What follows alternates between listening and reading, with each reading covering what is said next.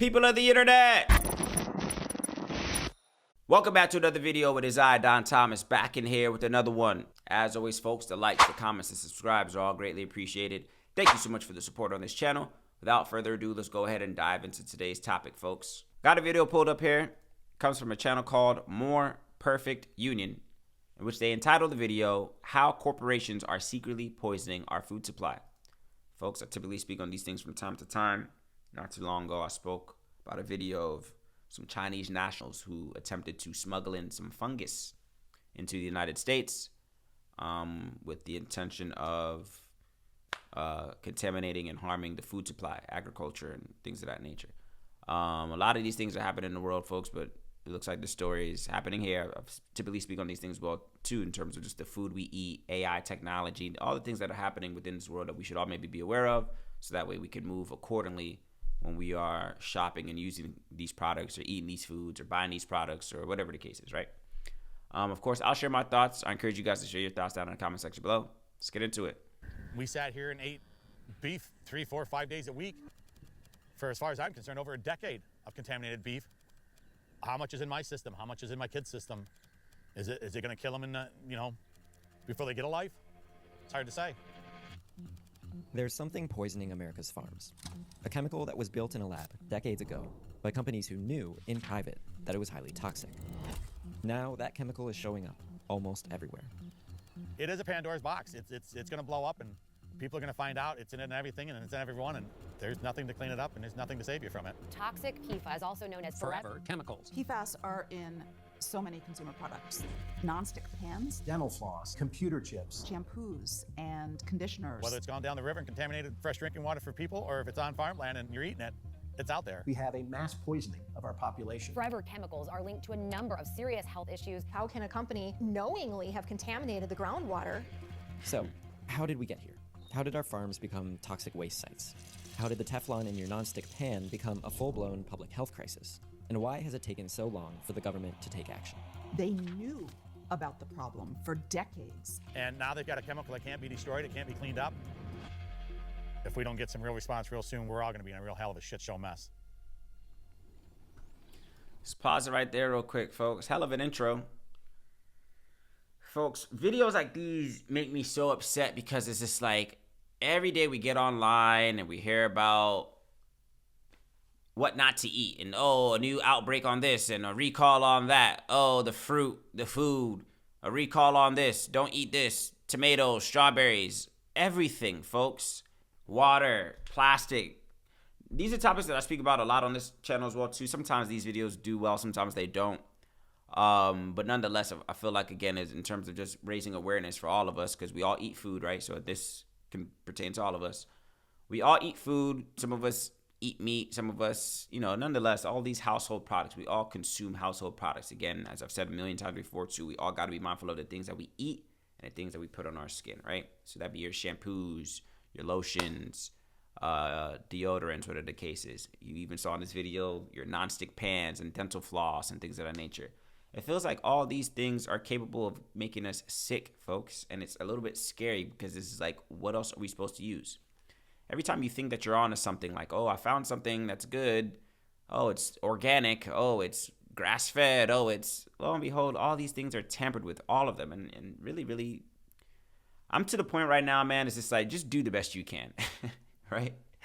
And it's so sad because it's just like, just do the best you can. I'm not saying just put a blind eye to it and just consume anything, but it's just like, whatever is going to get you is going to get you. It's kind of like the notion, at least I've adapted to.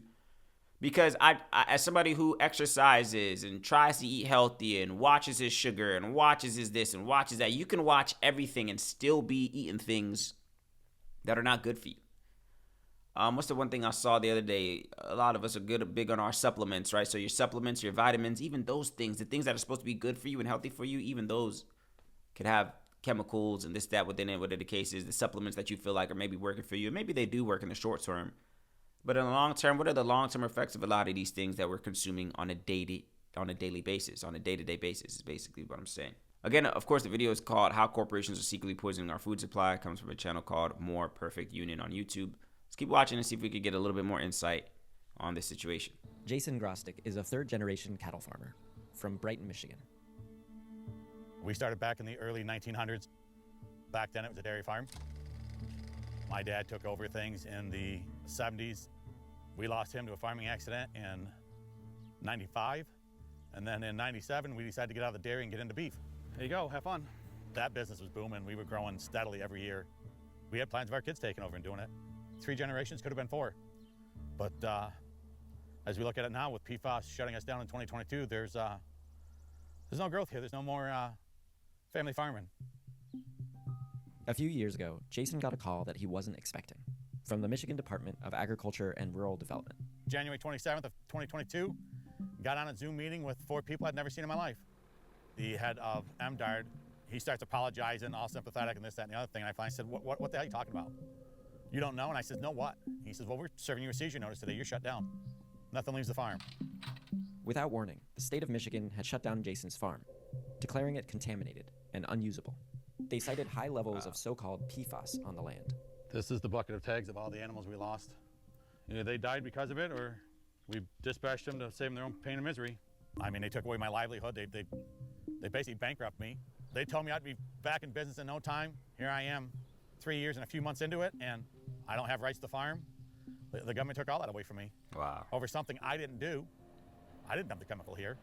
Jason's farm was poisoned by PFAS chemicals that were buried within a type of fertilizer called biosolids.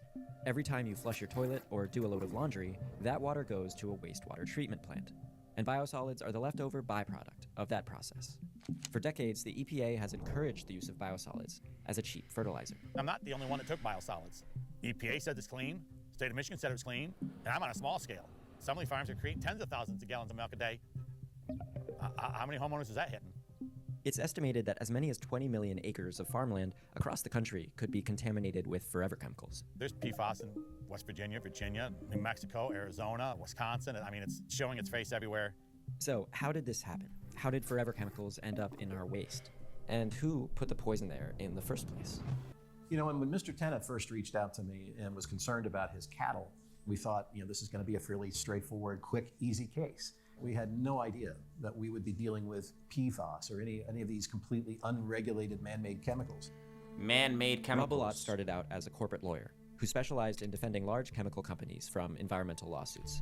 Pause right there. Folks, I don't even know what the solution is when it's the entities and the corporations that are bigger than us are the cause of these things, folks. What are we supposed to do? The farmers, the grocers, people that are going and just trying to feed their families, put food on the table, finding the most healthiest options to do so, not knowing the meat that you're eating was contaminated from Jump Street, from the cows before it even was slaughtered. The cows, what they're feeding the cows for your beef and your burgers and whatever the case is all tampered with chemicals. And then we wonder why there's a rise in cancers and young adults and people getting sick in the healthiest tip-top shape but still getting sick prematurely, whatever the case is. It's just a little bit scary, and it feels like we're duped, honestly. And if you want to really talk about it, I feel like all these are just tactics of depopulation, as I've spoken on this platform before as well too. I think these are all ways that we mitigate the population by putting chemicals in damn near everything that we use, so therefore people start lowering the population bit by bit, right? If you catch my drift. Nonetheless, folks, again, I typically don't know whether these videos do good. I've spoken on things like this before on this platform before. Sometimes the algorithm runs with it, sometimes it doesn't. I'm not too sure, but nonetheless, I want these videos to serve as a cautionary tale, folks. These are things that we should all be aware of. Be mindful when you're going to the grocery store and you think you're buying one thing. Look at that label. And a lot of these labels, let's just keep it real, a lot of these labels lie, right? Some people say, oh, no, there's regulations. They can't lie. Don't be naive. Those labels that you're reading with the chemicals on them that you can't pronounce, or when they tell you that it's grass-fed, look for the little asterisk with the small fine print disclaimer on it that tells you, oh, other products may be utilized within this, whatever the case is. It's just like they use language that's kind of tricky, whereas it's like, yeah, it might be, grass-fed or organic, but it's inclusive of other things as well too in a lot of those situations. It's not the sole thing that's within those products. You see what I'm saying? So it's like they use tricky language that can keep them out of court cases. And even still, again, the corporations are in on it. So even if you did win a battle and take it to court, you'll be losing a lot of time, money, and energy to fight that case because the corporations are the ones that's doing it. You see what I'm saying? These entities, these grocery supply chains and food supply chains and whatever the case is, they're the ones that are doing this. See what I'm saying? It's scary out here, folks. Just do the best you can, honestly. Plastic, microplastics, and food, and deodorant, and shampoos, all of that is tampered with to some degree. Even your vegetables that you think you're eating. It's like to the point that if you didn't grow it yourself, even the fertilizers that you're using, whatever the case is, it's just like everything is tampered with. So it's just like you might as well just do the best you can. That's the best advice I could give anybody. Just do the best you can. Eat as healthy as you can. Work out the best is to the best of your abilities. Everything in moderation. Don't overdo anything. And yeah, whatever gets you. Because like, what are you gonna do? Not eat? Everything that you think is good for you is maybe not even good for you. They tell you drink water. The water's contaminated. They tell you take your supplements. Your supplements got chemicals and all this extra shit in it. They take you, hey, eat your fruit. The fruit is grown and is not organic. It's grown in the lab. So what are you going to do? What are you going to do? You might as well just do the best you can and brace yourself for whatever it gets you. If anything gets you, just pray to God. Bless your food as many times as possible before you pray. And just do your best you can. Do as much preventative maintenance as you can. But we all got to eat, right? That's just my take, folks. Of course, I want to hear yours down in the comment section below. As always, the likes, the comments, the subscribes are all greatly appreciated. I will catch you guys on the next one.